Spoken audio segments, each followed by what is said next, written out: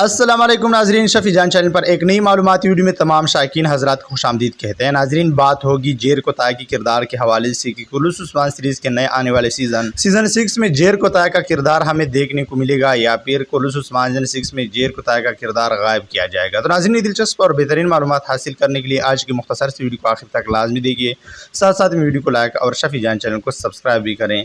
तो नाजरीन, अगर बात करें जेर कोताय के हवाले से, जो कि एक फ़नी किरदार है और कुलूस उस्मान सीरीज़ में जेर कोताय का किरदार भी इंतहाई ज़्यादा फैंस पसंद करते हैं। तो नाज़रीन, ऐसे में जेर कोताय के हवाले से कुछ दिन पहले एक मीडिया वाले ने अपडेट दी थी कि जेर कोताय का किरदार अदा करने वाले अदाकार ने कुलूस उस्मान सीरीज़ को अलविदा कह दिया।